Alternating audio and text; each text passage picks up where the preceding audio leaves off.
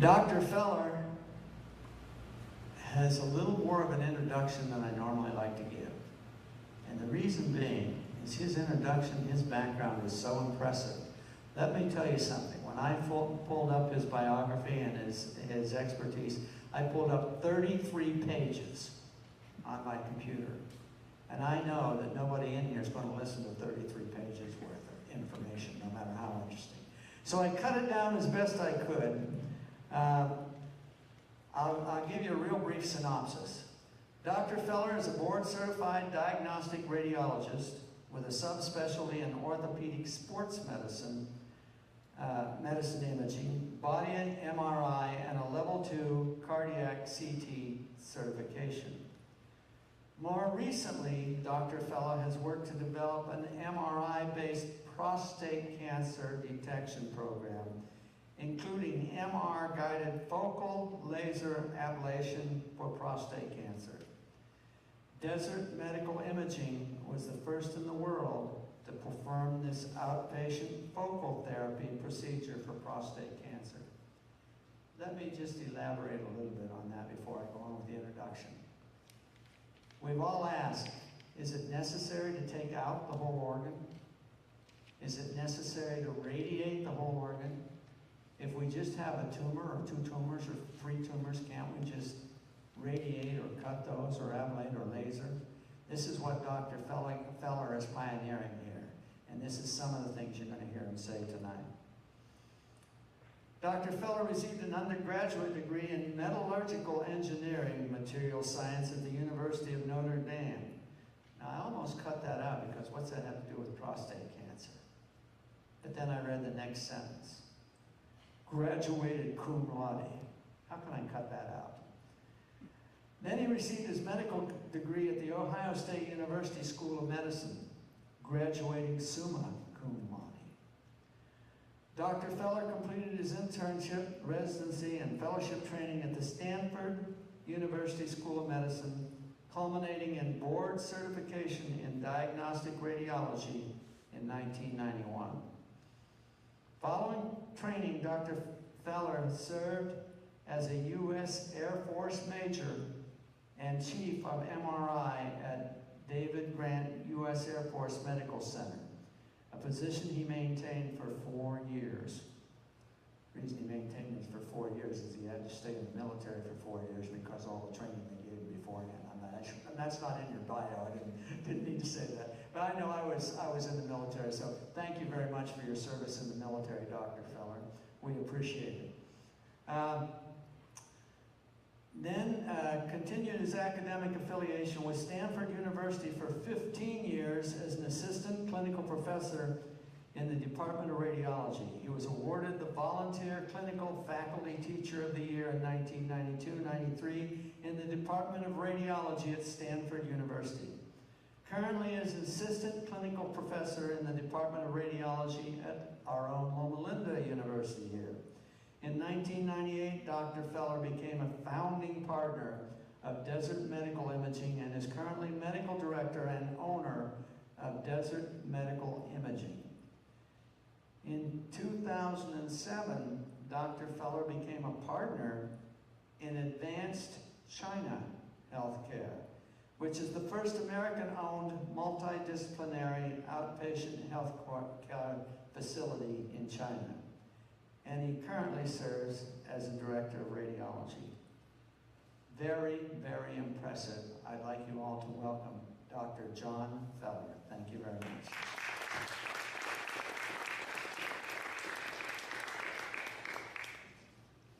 Thanks, Russ. I'm going to start out things here with a slide that I came across. I was a flight surgeon for a little while before I was a radiologist in the Air Force. And I came across this, these were medical standards for disqualification for people applying to be a pilot in the U.S. Air Force. This is from 1952. And you can see there are some reasons for medical rejection for applying to be a pilot. Some of these make sense. All tumors which are of sufficient size to interfere with wearing military headgear. Probably you can't be a pilot. But I like number 8 down here that's just off the field of view here. It says extreme ugliness. So this is from a real U.S. military medical document in the 1950s. So hopefully this isn't why I was invited to speak to you tonight. The reason that I'm here is that we all share a passion for understanding the diagnosis, detection, characterization, treatment, follow-up, and humanity, really, of prostate cancer. And so one of the first things I'm going to talk about is, that I spent a lot of time just trying to understand what's important to the patient. So you'll see here it says, what prostate cancer patients care about. So finding clinically significant cancer if they have it, right? Getting an accurate Gleason score. So this is the grade of the prostate cancer. This needs to be accurate because this is the most important determinant of the patient's prognosis and therapy. Very important, not over-treating clinically insignificant prostate cancer. It's important that the patient understand the risks of any treatment that they're undertaking. But how about this? More and more as we're saying that you should be in active surveillance and maybe not have any treatment. Well, what are the risks of no treatment? And then finally, the cost of treatment. This is a very important issue. So every time I interact with a prostate cancer patient, I try to keep in mind this list of things that I know to be important for the patient.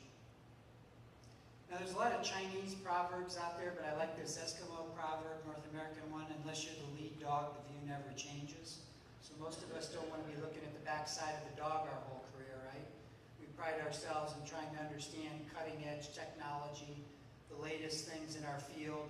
And once we become a cancer patient, really understanding what the latest and greatest things are in case it's something that may impact our own care. Now, that has to be balanced with this statement. Just because something's the latest and greatest and newest doesn't necessarily mean it's the best thing to bring to bear in our community. This is from an orthopedic surgeon in one of the main journals. It says the public often confuses the latest technique with the best. But that perception, often reinforced by the media, arises from lack of education and the failure to understand the process of medical progress. So just because something's new and the latest and greatest doesn't necessarily mean it's the best. Unfortunately, it's the case that research with regard to prostate cancer, we have to be very, very patient. Most of the time, this disease is very indolent, meaning slow growing. So you'll see the studies can sometimes take 10 years, 15 years, 20 years to publish results. Meanwhile, patients such as yourself are sitting there, or spouses of patients going, why isn't this the standard of care? Why doesn't insurance cover this? It's because prostate cancer is so indolent, and we need these outcome studies that many times can take a decade or longer to understand if they're of value or not. So we have to balance the enthusiasm of new things with the discipline to make sure that these new things don't hurt our patients. It's a very careful balance. So prostate cancer, you're all very well aware of. The most frequently diagnosed form of non-skin cancer in men. 25% of all cancer diagnoses in the United States. That's a staggering number. After lung cancer, this is the second leading cause of cancer death in men. 1 in 6 men will be diagnosed with prostate cancer during his lifetime. Very, very common. And still in 2014, 1 in 35 will die from their disease. Now, something very important that I'm going to say to you that you may not have heard before, but I want you to take out of here and make an actionable item.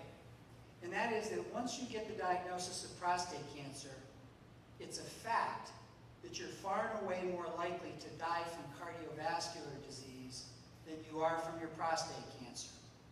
So if you've been diagnosed with prostate cancer and you haven't recently had your cardiovascular risk factors assessed and seen your heart doctor, get that signed up and do that. Because unfortunately, statistically, that's still far and away more likely to take your life than the prostate cancer is. Let's talk about the current problems with prostate cancer. One is screening, right? It's gotten kind of a bad rap recently. Not because it doesn't reduce mortality from prostate cancer, because it does. The problem is that it's associated, especially in the United States, with overdiagnosis and overtreatment of clinically insignificant disease. We've got to fix that. Also, the current gold standard, the random transrectal ultrasound-guided biopsy done by most urologists has a false negative rate of 30 to 35%. But what does false negative rate mean? That means you miss 1/3 of the cancers. Why is that? Is that because it's a bad doctor? No, not at all. It's because this test is done randomly. The biopsies are just random placements of the needle. Also the current gold standard, the transrectal ultrasound-guided biopsy, under Gleason scores 30 to 40% of the time. The Gleason score, which we'll talk a little bit more about in a couple of minutes, is the most important biomarker, right, for prostate cancer. The higher the Gleason score, generally the worse the prognosis, right? And the most important determinant of how we treat the patients. Also, clinical staging, so meaning trying to figure out where the cancer has spread just based on clinical features like digital rectal exam. It underestimates the actual stage or the actual spread of the disease in 15 to 25% of patients. Staging is also very important in prognosis and therapy. Here's another problem. 1/4 of patients that are in active surveillance, so these are patients that have low volume, low risk, low Gleason score prostate cancers like Gleason score 6 disease, 25% of them in which we're just following them year over year and doing the random biopsy and following the PSAs, they actually have undetected prostate cancer that's a higher Gleason score that has no business being treated with active surveillance. They need definitive therapy and they don't know it. Why? Because it's been undergraded with that transrectal ultrasound-guided biopsy. Another problem, the morbidity associated with whole gland therapy. So whole gland therapy has up to a 50% chance of causing some erectile dysfunction and up to a 25% chance of causing some urinary incontinence. And unfortunately, some patients who have both. So whole gland therapy has some real side effects that we need to continue to work on. The next problem area is biochemical recurrence. That phrase means patients who've had whole gland therapy and their PSA goes to 0 or nearly 0, and then a few years later that PSA starts to start crawling back up, creeping back up. We know that those patients generally have recurrent prostate cancer. The question is it spread distantly, that's distant metastasis, or has it recurred in the prostate gland or the surgical bed? That's called local recurrence. So that's a list of the problems. The other problem is kind of a funding and public awareness issue. This is data from the NIH, National Institute of Health, and NCI, National Cancer Institute, from 2010, comparing breast cancer and prostate cancer. Breast cancer, while it's a similar clinical problem, about 200,000 new cases, and prostate cancer, 218,000, 40,000 deaths from breast cancer, 32,000 from prostate cancer. Notice that funding for federal research is like $900 million for breast cancer. And for prostate cancer, it's more like 400,000. So less than half the amount of funding. So we need more public awareness. We need to discuss, have more dialogue. We need to vote. You know, the people we vote for, we need to make sure that they're representing us well in terms of getting good funded research done with regard to prostate cancer. Any astronomers in the group? Syzygy, it's a great Scrabble word. S-Y-Z-Y-G-Y. It means when 3 celestial bodies become collinear or all line up. And when this happens, astronomers get all excited. And astrologers, they get even more excited, right? They send all their friends and family to Sedona. The big spaceship's going to land. It's the end of the world kind of stuff. So I talk about there being kind of a syzygy with regard to prostate cancer. So this is a Chinese star map, an antique map. And here I'm just kind of showing, you know, one of these syzygies of 3 celestial bodies lining up. Well, with prostate cancer, I talk about the prostate syzygy as being 3 things that have lined up in the last 5 years. One is the emergence of a new type of MRI for detecting prostate cancer. That's called multiparametric MRI. The second is that the manufacturers of imaging devices have come up with new hardware and software that allows us to do MR-guided biopsies and MRI-guided procedures to treat prostate cancer. And then the third thing that's lined up is our improved understanding of the natural history of prostate cancer, especially called the index lesion. We know in 80% of patients that prostate cancer is in more than one place. That's called multifocal. But in 92% of patients, it's only the largest, highest Gleason score focus of prostate cancer that tends to determine the patient's survival. That's the one that tends to be the bad actor that can metastasize and take the patient's life. So this index lesion concept is important. Let's talk a little bit about screening. Physical exam, there's something called the digital rectal exam that we're all aware of as men. The sensitivity, meaning the ability to pick up prostate cancer by inserting the finger in a patient's rectum, is only 37%, so it's not very sensitive. Then we have this blood test, the serum PSA. This blood test is prostate specific. It's not prostate cancer specific. So inflammation of the prostate gland, prostatitis, can make it go up. Benign prostatic hyperplasia, benign enlargement can make it go up. And cancer can make it go up. So it turns out 15% of men with a normal PSA have prostate cancer that's been missed. 70% of men who have a PSA over 4 that's considered abnormal, 70% never develop prostate cancer. So it's not a particularly good test in terms of detection of prostate cancer, but it is a reasonable screening test if you can address this problem of overdiagnosis and overtreatment of clinically insignificant disease. There's several studies in the New England Journal of Medicine, this is a European one, that have looked at screening PSA. This study, 182,000 people. The patients were randomized between screening with the PSA and a control group that had no screening. They had almost a 10-year follow-up period. And in this study, the PSA did reduce the death rate, screening did reduce the death rate from prostate cancer by 20%. But it was not felt to be a good screening test because of this overdiagnosis and overtreatment problem. There's a zonal anatomy you may hear about, your doctors talking about with regard to prostate cancer. And this is just the location of the prostate cancer. 70% are in the periphery. So the artist rendition here, this purple part is called the peripheral zone. 5 to 10% are in the central zone. That's this green area near the base of the prostate gland. So here's the urinary bladder, here's the penis down here. So near the base, this green area, that's central zone tumor. And then the fuchsia colored area, this is the transition zone. And about 20% of prostate cancers occur there. So how about Gleason score? This is a nice set of slides that Tom Hombrook put together that I borrowed. You know, what do dogs and prostate cancer have in common? Well, Gleason grade 3 disease is very, very benign sort of disease, okay?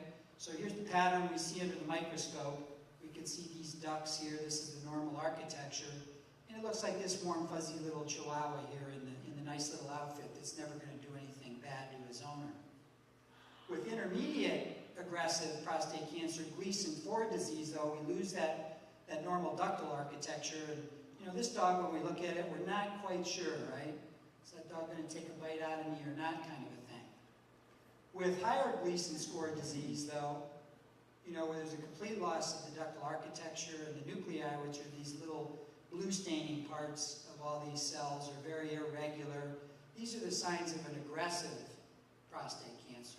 So the higher the Gleason grade, the more aggressive the cancer. But remember, Gleason score is the sum of two numbers. The first number is the most common pattern. The second number is the second most common pattern of the cancer. Those two are added together, and generally it's going to be something between 6 and 10. How about clinically significant prostate cancer? What does that mean when your doctor says that? Well, in its most simple sense, it's a tumor that poses a significant risk to your health. From a practical standpoint, it turns out tumor volume is important. So it's a tumor that's greater than 1/2 of a cc.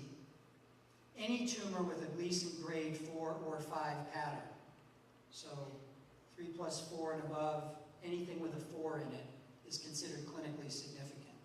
And then any tumor that extends outside the capsule, so extracapsular extension, if it's spread to lymph nodes, into the seminal vesicles, that's considered clinically significant. Let's talk about that truss biopsy technique.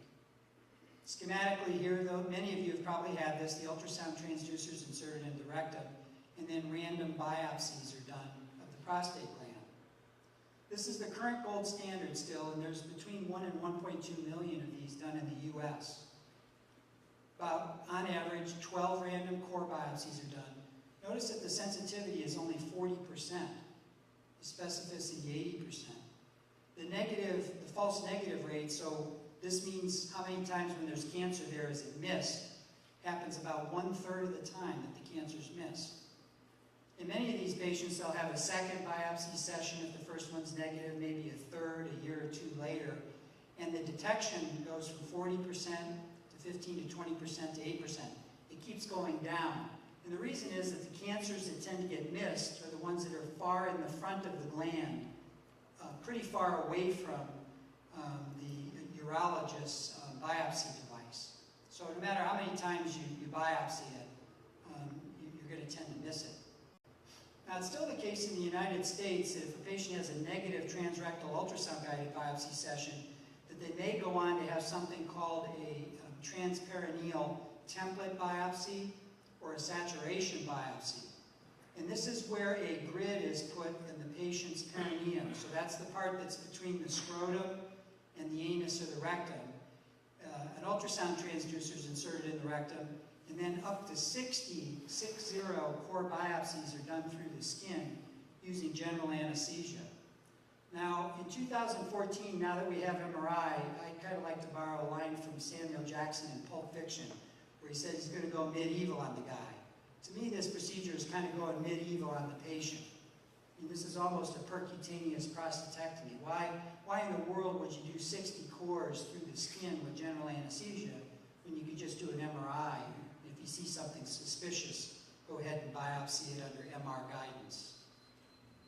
So a real common problem or dilemma that the urologist and patients face is a situation where the PSA is elevated and rising and that transrectal ultrasound-guided biopsy is negative. So what we have then is a patient that can end up with no diagnosis and real concern that the lack of diagnosis is just due to sampling error, okay, due to the fact that the biopsy is done randomly. Now the analogy I like to use here is imagine for our women that there was a test called a BSA, a breast-specific antigen, and if that came back positive, that we told, you know, our wives, our mothers, our daughters that we're going to randomly biopsy all 4 quadrants of both breasts. And if that's negative, we're going to have them come back in a year and re-biopsy them. And we're going to tell the woman, oh, by the way, there's a 1/3 chance we've missed your breast cancer, but we're going to let it grow for a year. When you come back, we're going to randomly biopsy both breasts again. I mean, obviously that sounds crazy. Nobody would, you know, do such a thing. But we've had to do that with prostate cancer for decades because really we didn't have anything better. So, you know, we've had this situation where patients, you know, feel like this little chihuahua here, you know, eyes wide up, ears down, praying that this chair doesn't collapse on the dog. And this is the man who literally has had the negative transrectal ultrasound-guided biopsy that's sent home, not knowing if he has cancer that's just been missed. So, what's new? Well, this new type of MRI is called multiparametric MRI. I don't know if maybe you could slide the table just a little bit forward. We're clipping off, and I'm going to take my tie off here. Hold on 1 second.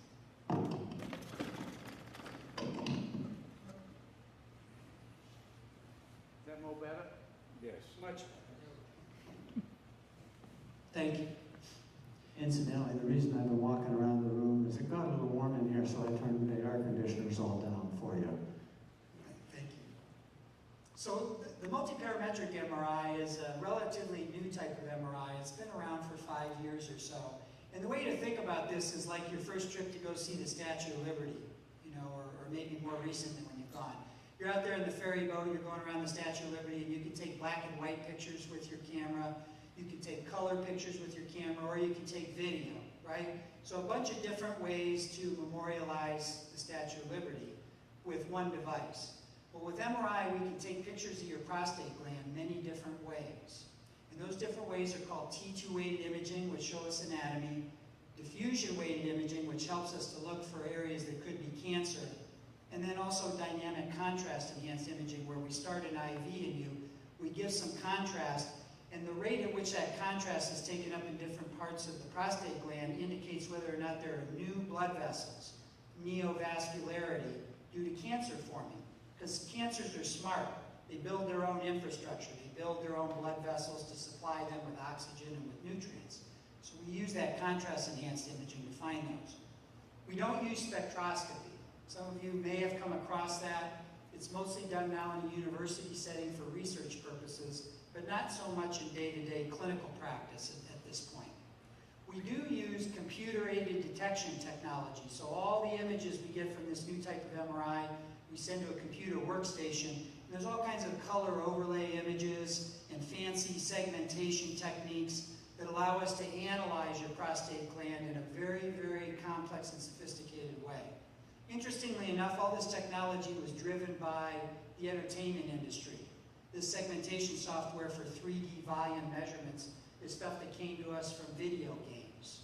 So it all started in entertainment and is now making its way into medicine. How about the endorectal coil? Some of you may have experienced studies where you have your MRI done with a coil inserted in your rectum. Turns out that's not necessary for detection and localization of prostate cancer. If you are having spectroscopy, it can be helpful. That's generally a research tool, and it can be helpful for localized staging. But for detecting prostate cancer, it's not necessary. So we don't routinely use an endorectal coil. And my philosophy here is the best test to find prostate cancer is the one the patient will undergo. So there are a lot of ethnic groups, religious groups of men who just say, you know what, I'd rather die of my prostate cancer than have, a study done with this device inserted into my rectum. So it's actually, it turns out, not necessary for detection and localization. So what do we look for on this new type of MRI? We look for something called T2 shortening, so it's dark. On the T2 images, we look for restricted diffusion, and we look for increased blood vessel supply to the tumors. I'll show you what this looks like. So from across the room, when you look at this prostate gland and the T2 images, most of you can see that this looks different. It's dark compared to the bright signal in most of the rest of the gland.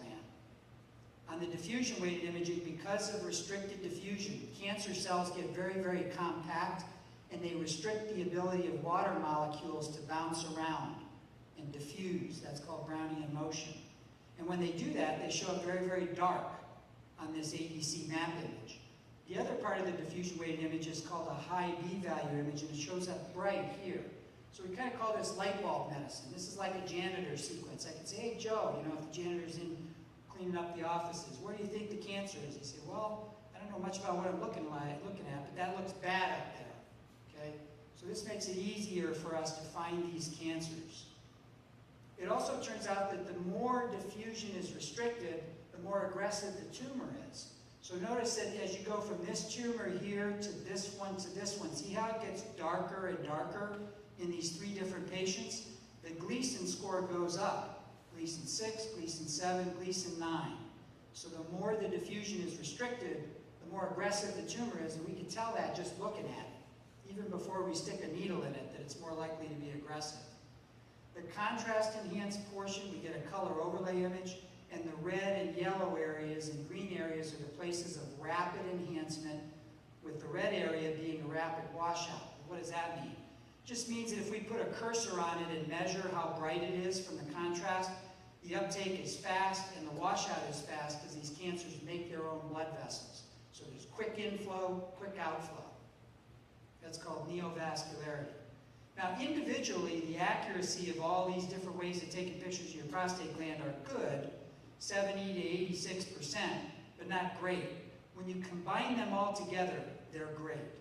Okay, this is a type of a statistical analysis called an ROC curve analysis. And if this number is 1.0, the area under the curve, that's perfect. So 0.91 is a very, very good combination of tests to detect and localize prostate cancer. Well, what are our chances with MRI of missing prostate cancer? If the transrectal ultrasound-guided biopsy misses 1/3, how many do we miss with MRI? It turns out for Gleason 4+3 and above, so aggressive prostate cancers, we find 97% of them. We only miss 3%. So this isn't, a few percent better. This is tens of percents better than the transrectal ultrasound-guided biopsy. For 3+4 and above, it's 90%. So we only miss about 10% of those. So this type of MRI compares very favorably to the older transrectal ultrasound-guided biopsy. Also, many of you will ask, well, is there a big difference between 1.5 Tesla and 3 Tesla?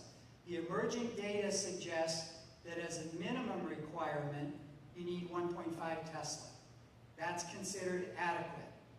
3T is considered to be a little bit better, but only for certain things.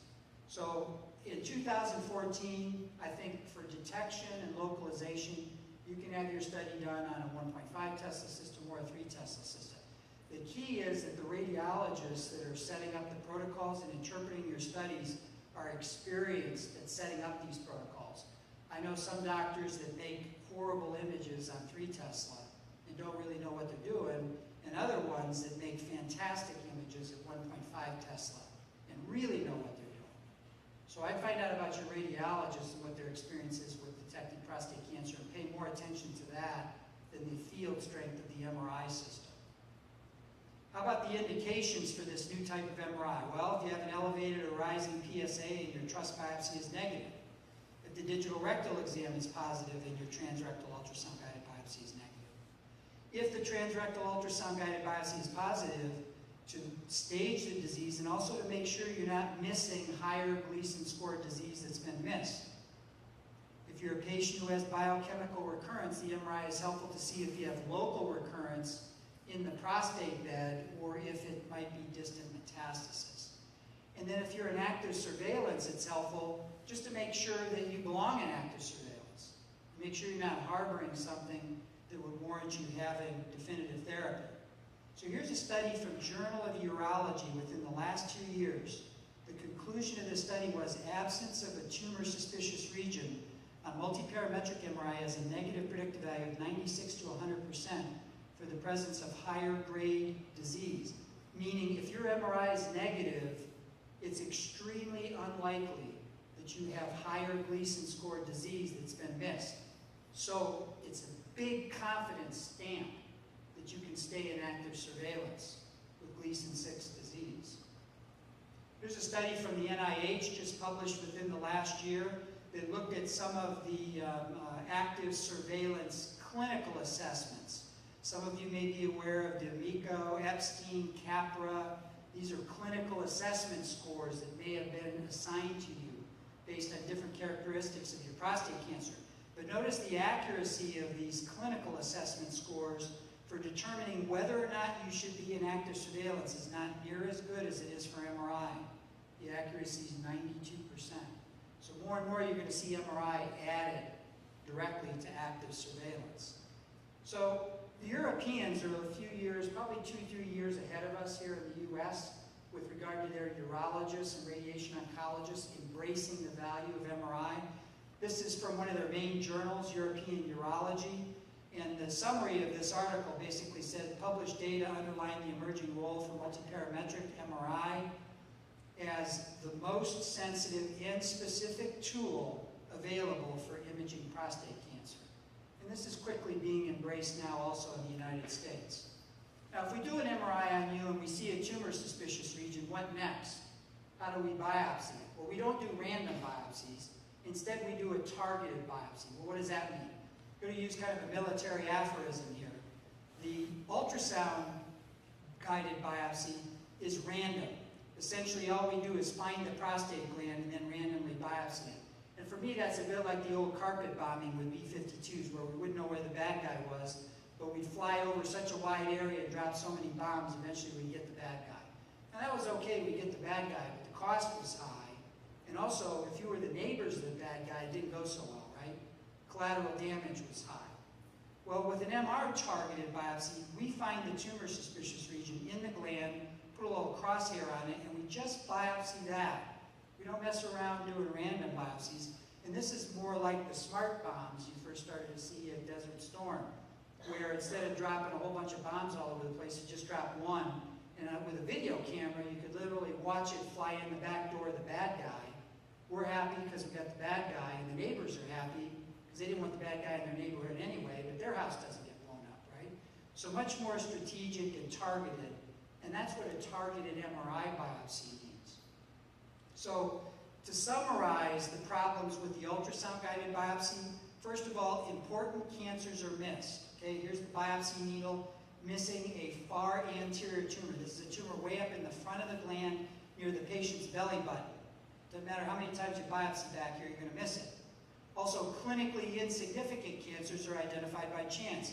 Because it's a random biopsy, here the urologist needle has found the Gleason 6 disease, but missed the anterior disease that's more aggressive, the 8, 9, or 10. And then finally, the other problem is we can have skimming. So we can have the biopsy catch the Gleason 6 disease, but because of the randomness, miss the higher Gleason score disease that's more important. And as I said, this happens 30 to 40% of the time with transrectal ultrasound-guided biopsy. So, targeted biopsy. In every other part of your body, if you see us and we think you might have a cancer, we just put a needle in it with image guidance. We don't randomly biopsy all over your brain or all over your breast or all over your lung. The only place we do that is in the prostate gland still. Every other place, we do a very, very targeted image-guided biopsy. So this is what this looks like. Here's a patient, here's their prostate gland on MRI. Here's this little nodule that developed on the surface. Here's a little needle guide in the rectum, and here's the needle going right through that little nodule after we fired the biopsy gun, proving and confirming that we biopsied this tumor suspicious finding.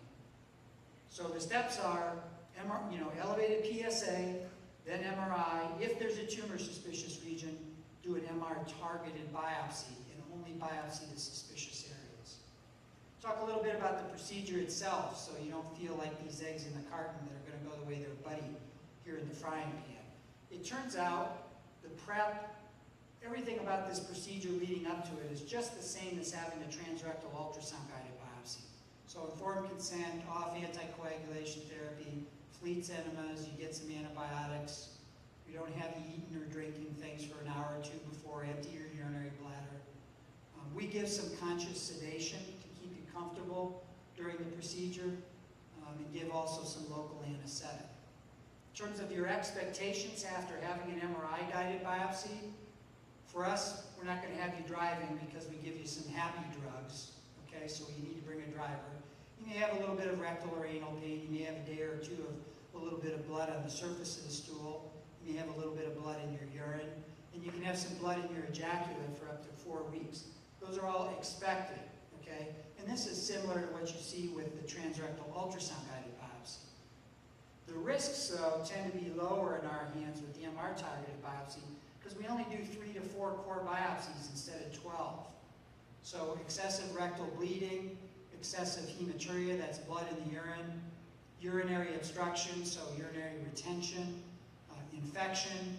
In our hands, after more than 1,000 multiparametric MRIs and over 400 MR-guided biopsies, the risk is only 0.8%, so less than 1%.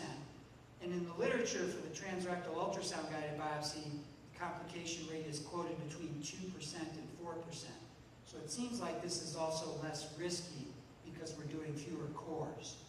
Now I mentioned the hardware and software. I'll just kind of show you what this looks like. But there's all kinds of hardware and software to do this biopsy. This is called a TRIM device, Transrectal Interventional MRI. This is a device made by a company called Invivo.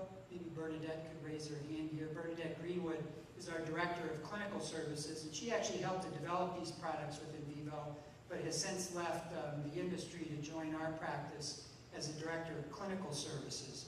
So this device is very slick. The patient lays flat on their tummy, and this skinny little endorectal needle guide is put in the rectum for the targeted biopsy.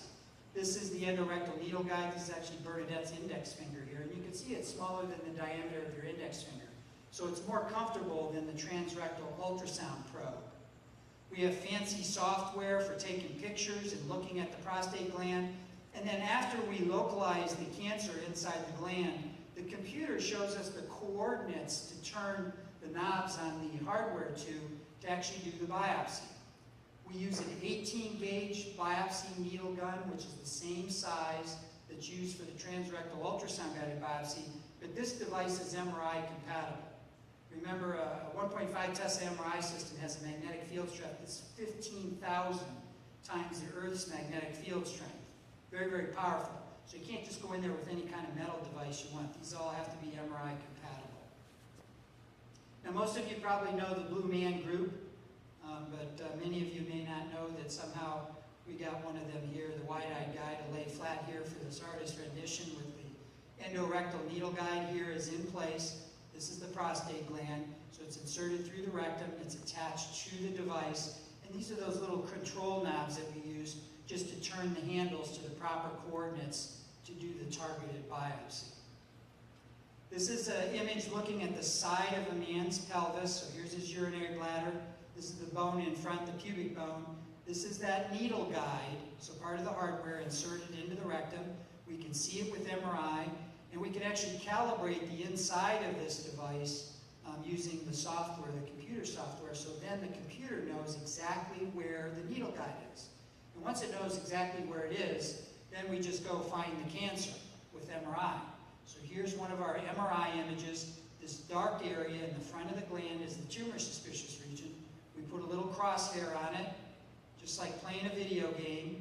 And then this needle graphic overlay, which is called an inspector, that shows the programmed course of our biopsy needle. Shows exactly where my biopsy needle is going to go, shows exactly where the biopsy is going to occur. There's a team that's involved with this. So medicine is a team sport.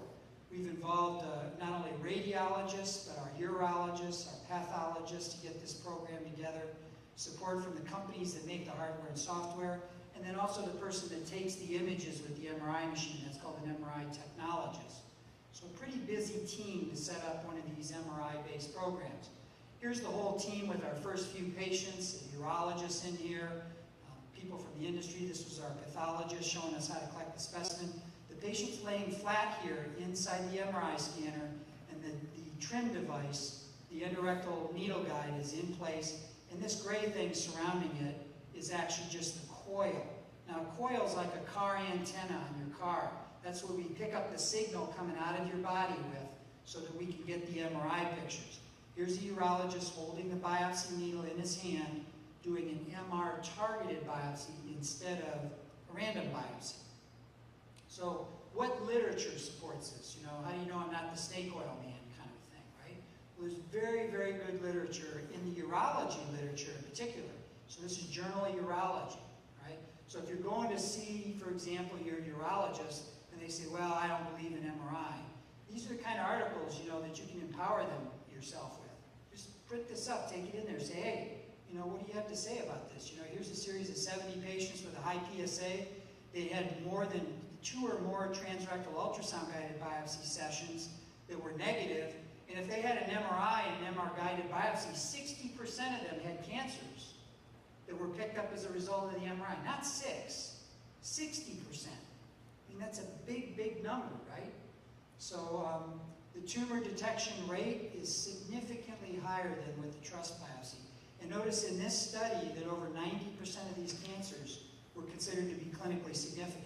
Where were they? Well, not surprisingly, they were in places that were difficult to reach with the transrectal ultrasound-guided biopsy. So anterior ones are ones that are far in the front of the gland, near your belly button. Ones in the apex are ones real, real low, down near the level of the penis. Those are places where cancers tend to get missed. Also notice that instead of doing 12 to 18 random cores, in this study, on average, only 4 cores. So think of how many pinches you had for biopsies. Instead of having 12 random every time you go in, with this you only get 3 or 4. So 1/4 to 1/3 the number of biopsies are done. The green bars are the tumor detection rate for MRI-guided biopsy. So bigger is better here. 60%, 70%. You see how big these numbers are compared to 3rd transrectal ultrasound-guided biopsy session and 2nd, the blue bars. So the MR-guided biopsy has a much higher detection rate than ultrasound-guided biopsy. How about this issue of Gleason score? 46% of the time in this study for Gleason 7 and above tumors, the Gleason score was undergraded with ultrasound-guided biopsy. Well, how often does that happen with MRI-guided biopsy? only 5% of the time. So 95% of the time, you're going to get a reasonably accurate Gleason score if you add MRI to what's being done compared to just doing the transrectal ultrasound-guided biopsy. How about these different ways of biopsying? It turns out in addition to doing an MR-targeted biopsy, which is probably going to turn out being the best, we now have this MRI ultrasound fusion biopsy, which is very, very good and emerging. Okay? This is where you take and you do an MRI and you take that data set and you import it into the ultrasound machine. You fuse the two data sets together and you do a fused biopsy. This is emerging technology, mostly in university-based settings, and this is definitely better than just having an old ultrasound-guided biopsy. Probably in rank order, my opinion at this point would be that the most accurate is a direct MR-guided biopsy. Second best will be the MR ultrasound fusion. And there's something we call cognitive fusion, where the patient has an MRI, and then the urologist, based on the report, says, oh, they're describing a tumor in this location. And then when they do the ultrasound-guided biopsy, not only do they do the random biopsies, they do additional biopsies at the site of the MRI abnormality. We call that cognitive fusion. But the least accurate clinically is the old, just random transrectal ultrasound-guided biopsy. So let's take a look at a couple of examples here to kind of show you what this technology looks like. This is a 76-year-old male. His PSA, look at this, had gotten up to 72. That's pretty scary, right? Had 4 negative transrectal ultrasound-guided biopsy sessions, a total of 48 core biopsies over a 6-year period. Now, this was the last urologist in our community. I'm in the Palm Springs area here in Southern California, kind of a retirement community. The last urologist to refer us a patient for an MRI was this guy. He called me up and he said, all right. He said, I'm a very conservative guy, but I'm going to throw you a bone. I want you to work on this patient for me. I'm a bit concerned I'm missing something. So here's his MRI. Normally on the T2-weighted images, which is what I'm showing you here, here's the rectum, here's the prostate gland. Normally the periphery, remember I talked about that peripheral zone, should be bright. The transition zone is normally dark. But here the whole peripheral zone is dark in the front of the gland. And that's about 5 centimeters in size. This isn't a small finding. Here's the ADC map. So dark is bad on this diffusion-weighted sequence. Notice all of that is very dark in the front of the gland. Here's that high B-value image. This is that, janitor sequence, right, where I asked Joe where the cancer is. Look at how bright this is, completely replacing the whole front of the gland.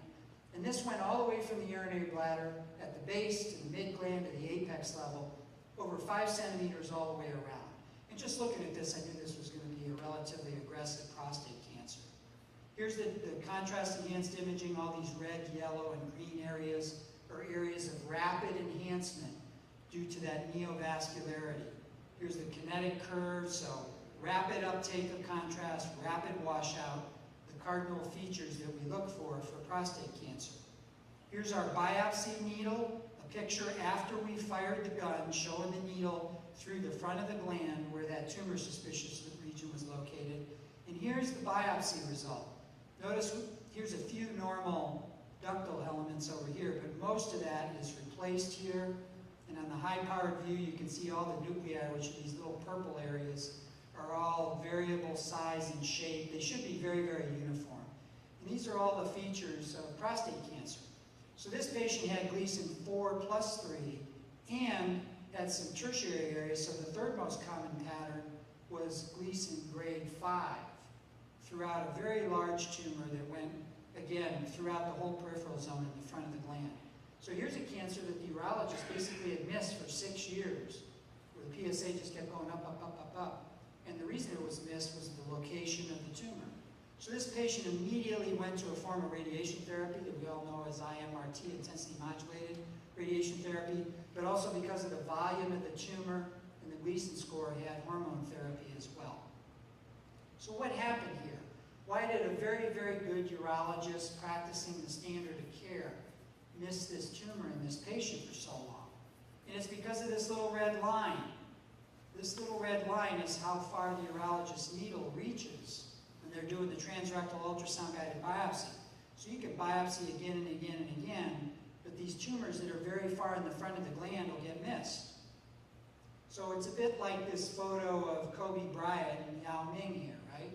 If Yao Ming holds a basketball over his head at 7'6" or whatever the heck his height is, Kobe can jump up and down all he wants, but he's not going to get the ball out of Yao Ming's hands. It's too far away. It's the same way with trust biopsy. There are certain parts of the gland, especially when the gland is really enlarged, that are difficult to reach with standard transrectal ultrasound guided biopsy techniques. Here's another patient to stress what we can do with small lesions. Much younger guy, 60 years old, was seen at City of Hope, PSA 5.8, had 2 negative transrectal ultrasound guided biopsy sessions, and then went on to have a saturation biopsy. So that's that thing I talked about that was a bit like going medieval on the patient, where a total of 52 cores were done transperineally, so right behind the scrotum. So a total of 76 cores that were all negative for prostate cancer. So this guy was referred to us by one of the urologists at City of Hope that had been sending some patients to us. We did an MRI, and this dark thing does not belong in the peripheral zone here on the left. This is the T280 image. It only measures about 6 by 7 millimeters, okay, so smaller than your pinky fingernail.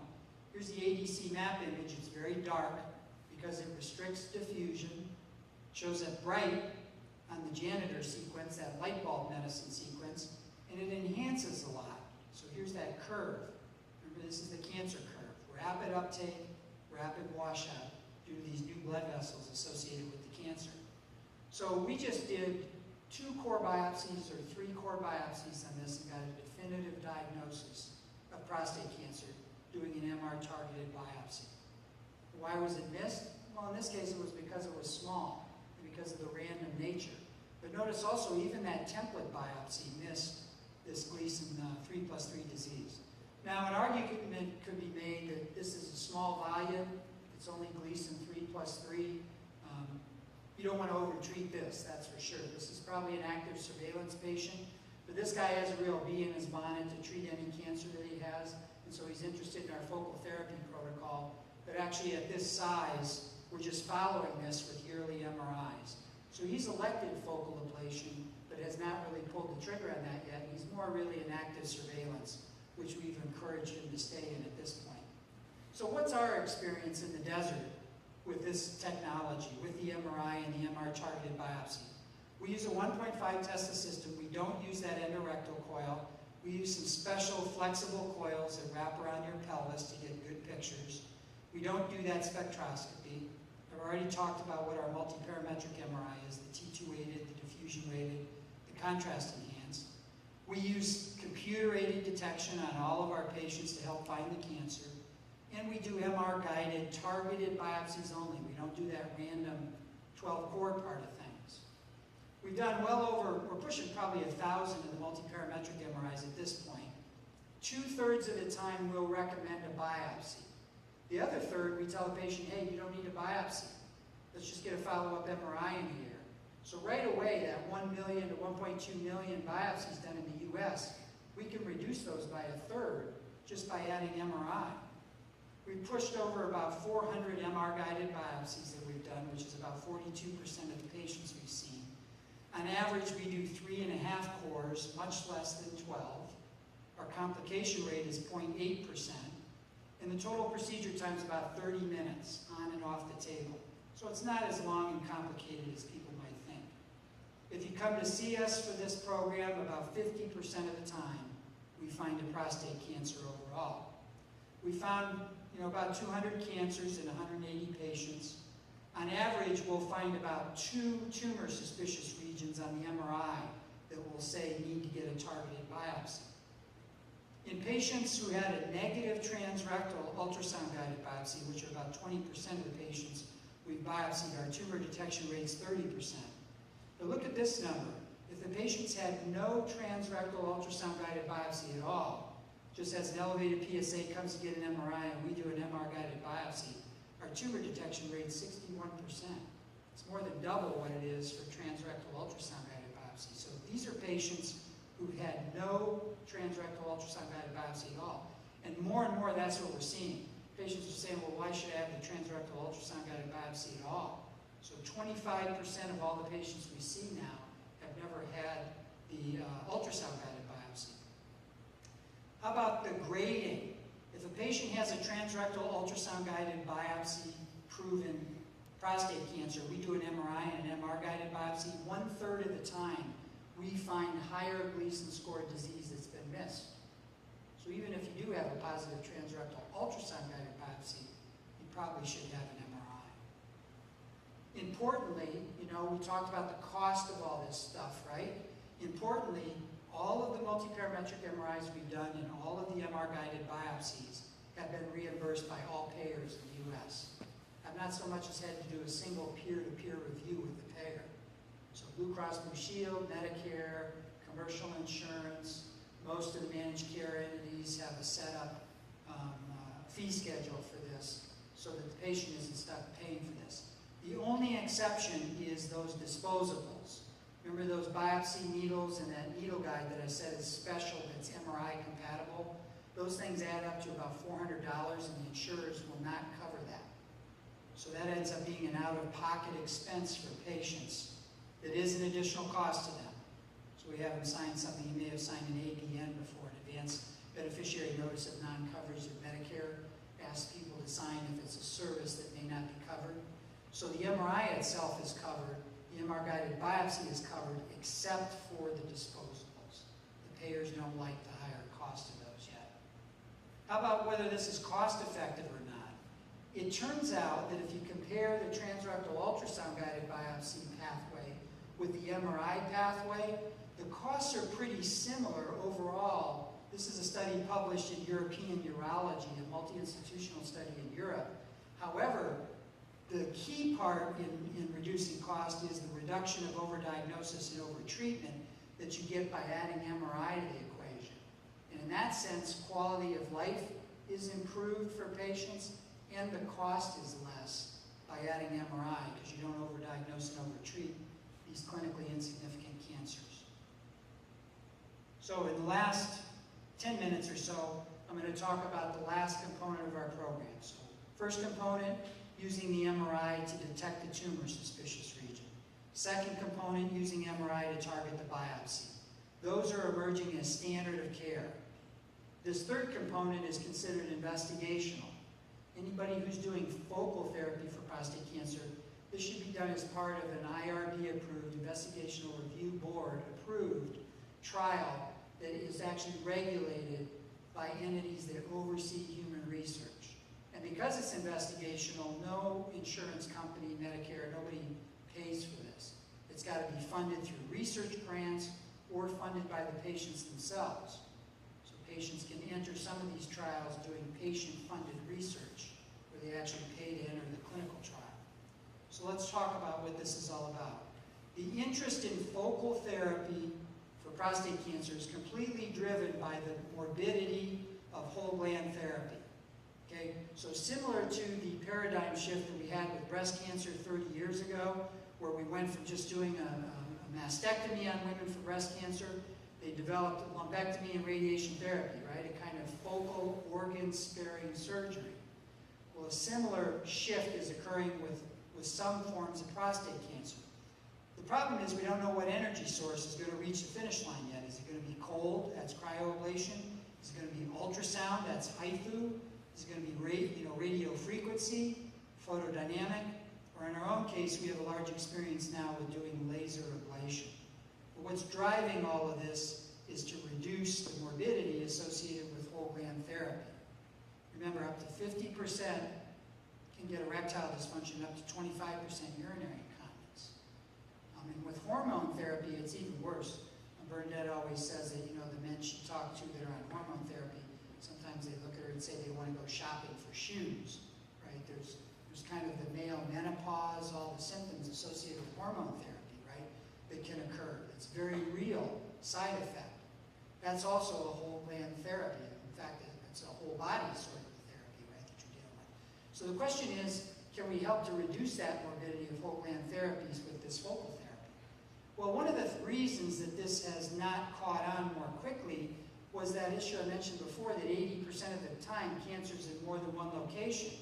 But now we know that 90% of the time it's the index lesion that's most important. Well, how do we know that? You You know, how did they figure that out? Well, in Nature Medicine, a study was done. Some guys were kind enough to donate their bodies to science that had died of metastatic prostate cancer. And they went in and studied the DNA. This is a bone scan. All these dark areas are bone metastasis from prostate cancer. They went in and studied the DNA of all these lethal metastases, and they found that 92% of the time, all of the lethal metastases came from one place in the prostate gland, and that's called the index lesion. And that one place ended up being the largest volume, highest Gleason score tumor. So how does this work? Well, prostate cancer is multifocal 80% of the time, but the largest, highest Gleason score focus is the one that tends to get into the bloodstream, spread, give metastatic disease that with time can become castration resistant and can, then go on to cost the patient their life. But most of these lethal metastases come from one place.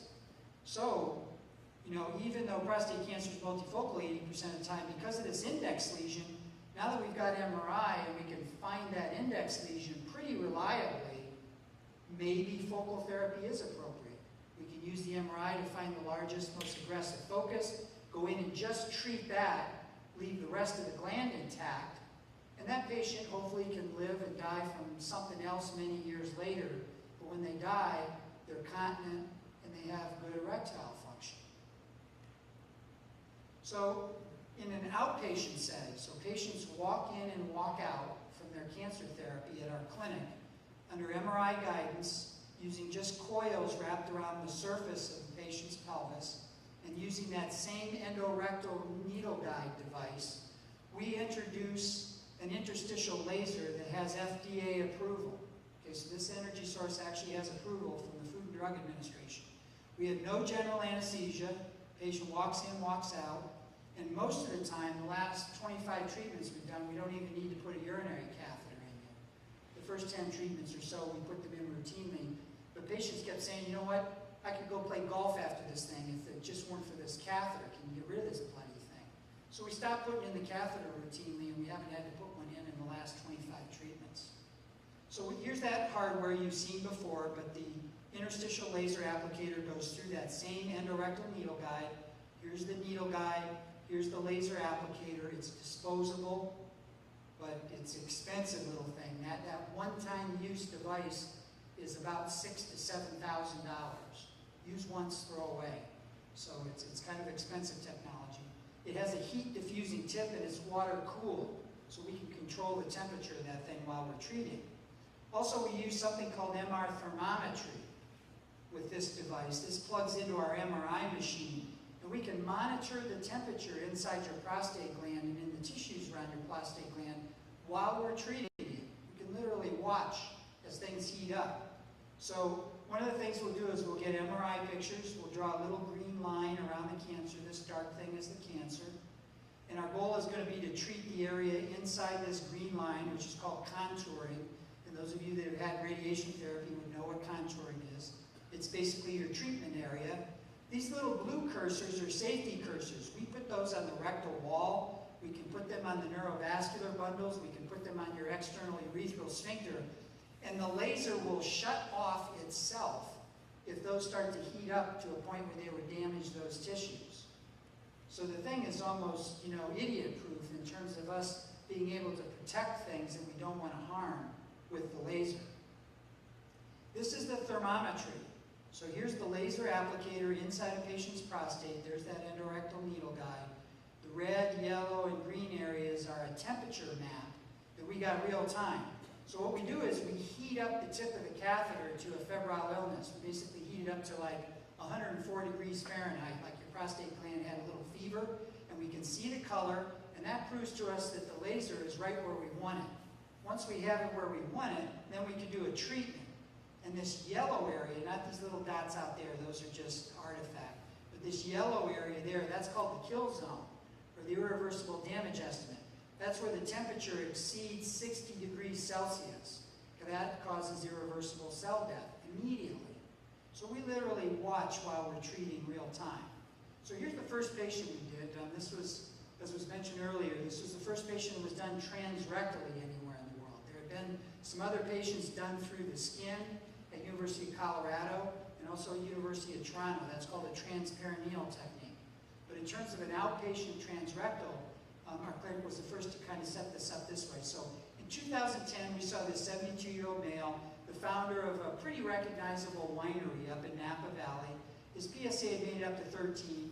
He had a transrectal ultrasound-guided biopsy that showed 3 + 3 = 6 disease. And he was electing to have focal therapy rather than whole gland therapy. We did an MRI on him, but the problem was we saw this dark area and bright area on his diffusion-weighted imaging. It didn't look at all like Gleason 6 disease. The Gleason 6 disease was back here, and we didn't see it. In fact, MRI is not so good for finding Gleason 6 disease. It only finds about 40% of it, but I don't want to find it. That's the stuff that's getting overtreated, right? So I don't want to see that. This is what I want to see. This looked more aggressive. We biopsied this under MRI guidance. Here's our biopsy needle right through that tumor suspicious region. And this ends up being higher Gleason score disease. This ended up being 3 + 4 = 7 prostate cancer. So this is the guy's index lesion. So this is the one that we went in to treat with focal therapy. Here's placing the interstitial laser. This is the prostate gland. There's the endorectal needle guide. Here's the MRI image. And then here is the real-time thermography. So this image on the left here, the color map shows the temperature inside the gland while we're treating him. And then this yellow area that you see growing, that's the kill zone. That's where the tissue has been destroyed. You can see that this enlarges with time while we're treating. And each one of these treatments is only about 1.5 minutes. So to treat a patient's prostate cancer may be a total of only about 4 to 5 minutes of treatment. Having said that, the setup is complicated. The whole procedure takes between 2.5 and 4 hours. But this guy, basically, we just went in there and treated that cancer. This is a contrast-enhanced image, so we gave some intravenous contrast. The dark area is the area where we killed the cancer. That's called necrosis, coagulation necrosis. The bright area is the normal surrounding prostate gland. So we put a hole right where the cancer is. You might say, well, how do you know that's where it was? Well, the dark area here on the pre-laser MRI is the cancer. Here's the irreversible damage estimate, and there's the hole that we put that almost matches in size and location with the patient's cancer. So at this point, we've done 40 treatments in 31 patients, age range of 56 to 80, PSA values between 1.5 and 14. Various Gleason scores. The inclusion criteria for us are only Gleason 6 or 7. If it's Gleason 8 or above, those patients need to go on to whole gland therapy. We've had tumors up to 4 cc's in size that we treated, but we're also treating salvage therapy patients. You know, there are many patients out there who've had their prostate cancer treated, and then they get biochemical recurrence, and they have a local recurrence of their cancer, and maybe the surgery and radiation's been maxed out, and they don't have any other options. Well, our protocol allows for salvage therapy in these patients. We can go in under MR guidance and laser the recurrent cancer, even if you've been radiated before, or even if you've had surgery before. So what are our results? The procedure takes about 1.5 to 4 hours. In the initial patients, we eliminated the MRI abnormalities straight away at 80% of the patients. We've had no complications, no morbidity, no erectile dysfunction, no urinary incontinence, no infection, no clinically significant bleeding. So we've essentially eliminated the morbidity. We had one case where there was some necrosis outside the gland that resolved without symptoms. We have 5 patients that required retreatment. So we tell patients when they enter this protocol, this is like getting a haircut. We're trying to convert your low risk or intermediate risk prostate cancer into a chronic illness. Okay, cancer is actually the most curable chronic illness. We can't cure diabetes, we can't cure emphysema, but 40% of all cancers are flat out curable. And these Gleason 6s and 7s are clearly in that category. So you come in and see us, you have your MRI, if we laser a lesion, we'll see you for follow-up MRIs. If something else comes in a year, 2 years later, we can always go in and re-laser it. Okay, it's like getting a haircut. So again, hopefully you have no morbidity, and years later die from something else, but die continent with erectile function. Our marginal recurrence rate is about 20 to 25%. So about 1/4 to 1/5 of the patients we're having to retreat at this point. So to kind of summarize this research part of things, at this point in time in 2014, this outpatient focal laser ablation procedure we've shown is safe and it's possible. Patients are still retreatment viable, meaning if something gets worse later, you can always go on to have whole gland therapy still. This does not take away the opportunity for other forms of whole gland therapy.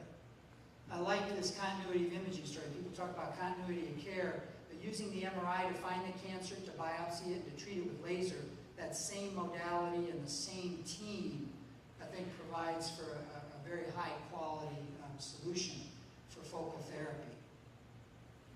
So, got some take-home messages for you. I think there's about 8 or 9 of them here, but they're fast. Take-home message number 1. Having an MRI-based cancer program is a team sport. Notice I talked about urologists working with us, radiation oncologists, pathologists. You know, if you're seeing a doctor that says, oh, we don't work with these doctors, or this is not, the way to go, you might want to shop around for other doctors, because clearly prostate cancer is a team sport, and patients part of that team, right, and their family, in terms of how we address these things. And multiple doctors involved with coming up with solutions, sometimes that change with time. Take-home message number 2, transrectal ultrasound-guided biopsy misses 1/3 of prostate cancers and leads to overdiagnosis and overtreatment of Gleason 6, clinically insignificant cancers. Take-home message number 3, this multiparametric MRI misses only 3% of the 4+3s and above, and only 10% of the 3+4s. So when you combine that with an MR-guided biopsy, the negative predictive value is much better. We just don't tend to miss these aggressive cancers. Next message, MR-guided prostate biopsy exceeds the cancer detection rate of 2nd or 3rd transrectal ultrasound-guided biopsy. So if you had a trust biopsy and it's negative, raise your hand and say, hey, how about an MRI? How about a targeted biopsy? Next take-home message, transrectal ultrasound-guided biopsy undergrades the Gleason score 30 to 40% of the time. With MRI, it's only 5% that it undergrades. Next take-home message, MR-guided or targeted, and you can add to this MR ultrasound fusion biopsy. It's fast, can be done in less than 30 minutes, complication rate less than 1%, in our own hands is appropriately done in an outpatient facility. Next take-home message, that multiparametric MRI combined with MR-guided biopsy is cost-effective and improves the patient's quality of life in a larger population compared to the transrectal ultrasound-guided biopsy strategy, mostly because it reduces overdiagnosis and overtreatment of clinically insignificant disease.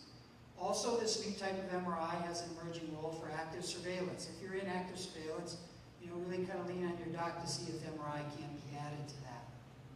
And then 1.5 Tesla without endorectal coil combined with MR-guided biopsy or MR ultrasound fusion biopsy is adequate for detection and localization of prostate cancer. Now the last message is the most important one. I'm telling you, not a day goes by that I don't get calls or handshakes from patients or from their family that really were in harm's way. They get the MRI, we find the cancer, we get a more accurate Gleason score, or detect cancer that previously hasn't been found, and these patients are just elated to have more accurate information to drive their therapy. So I get calls, thank you cards. I even had a guy send me a German chocolate cake. Okay, the guy wasn't gay either. He called up the office, said, what's Dr. Feller like? They said, oh, he's got a big sweet tooth. What does he like? Do you like German chocolate cake? Guy mailed me a German chocolate cake with a thank you card. And that doesn't happen to radiologists, okay? I can tell you in general. Most of the time when I get a call, it's some doctor that's in the operating room saying, hey, I'm in here, you said this thing was on a scan, I can't find it, what's going on, and they're not too happy about something. They don't kind of call up and say, yeah, that was right where you said it was. But with this program, it's amazing the amount of positive feedback that this generates and how much it helps patients on a day-to-day basis. So here's the 3 prongs of the program, the multiparametric MR, MR-guided biopsy. Those 2 things are ready for prime time. The last component, focal therapy, is still investigational. So kind of think of MRI as being your GPS system for helping to find your prostate cancer. So if you were discombobulated at all about MRI and prostate cancer, hopefully we've taken you to the recombobulation area. And there's a phone number and a website and an email address here for anybody that has questions or comments that we don't get a chance to address. Thank you very much for your attention. Normally we have a little question and answer session after. Are you up for that? Yes, absolutely. Okay. Anybody has a question, raise your hand and I'll bring the microphone around. Last February, I was diagnosed with one sample, 10% Gleason 3+4, and then I was referred to UCLA Medical Center with Dr. Leonard Marks, and they did the fusion MRI, and it was negative.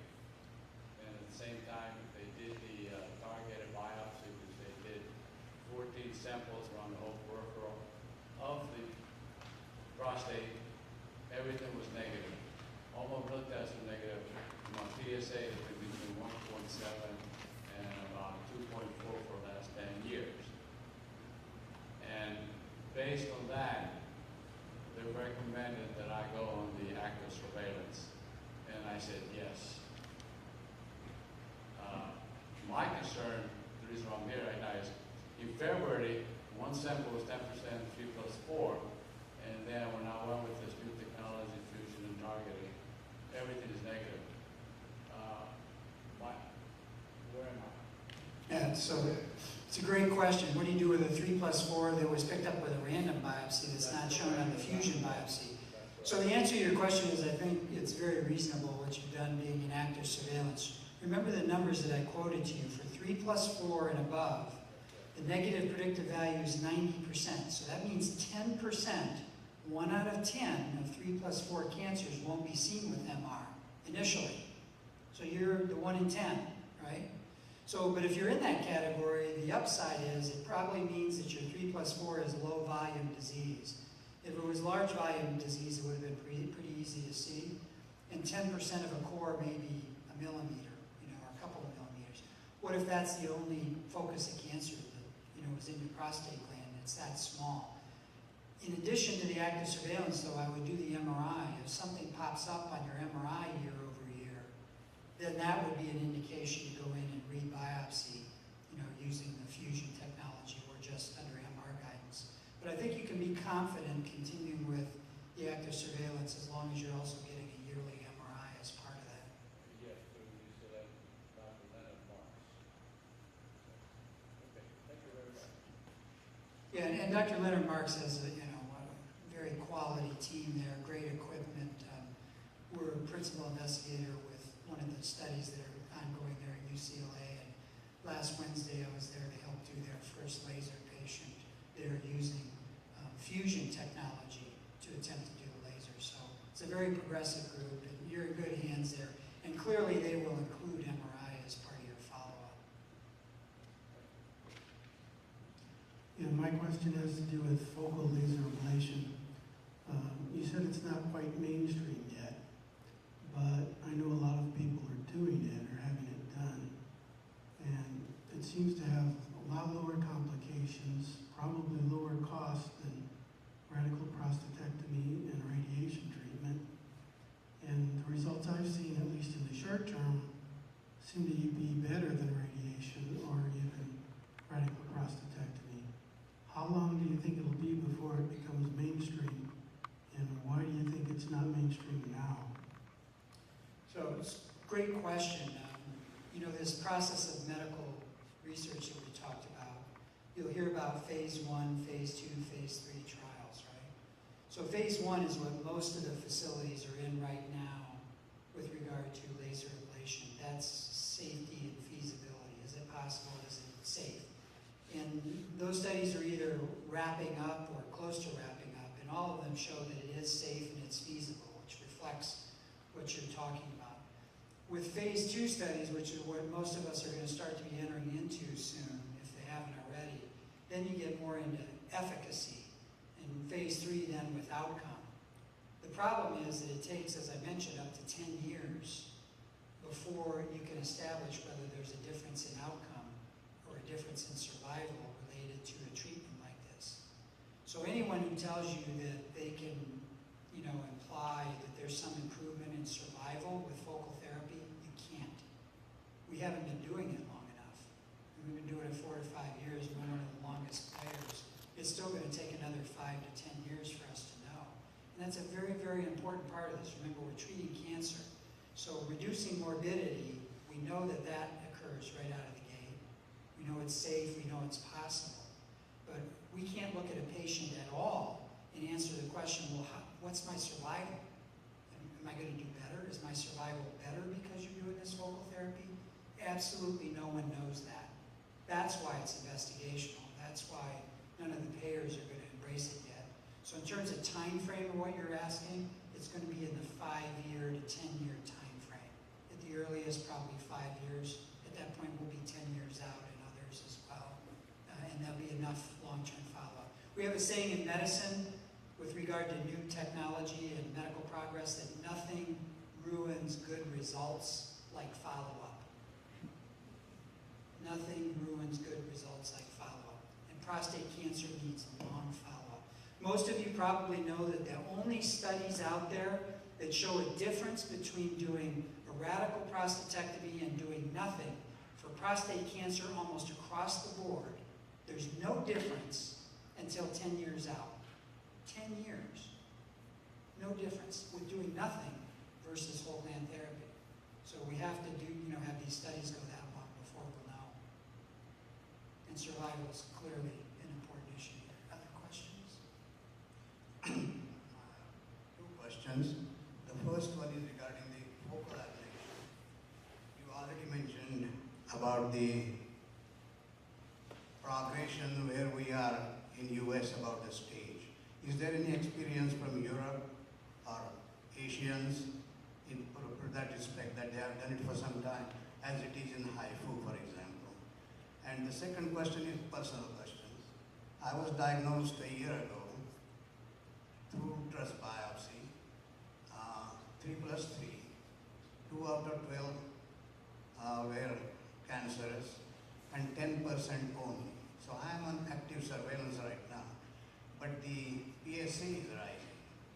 So it's at 9.7 right now. When I was biopsied, it was around 7.8 or something. And that was a year ago. So again, I think I'm a good candidate for multiparametric. Yeah, so the personal question first. Straight away, you need a multiparametric MRI. There's a 25% to a 30% chance that you have a higher Gleason score prostate cancer than the Gleason 6. And that would alter how you're managed.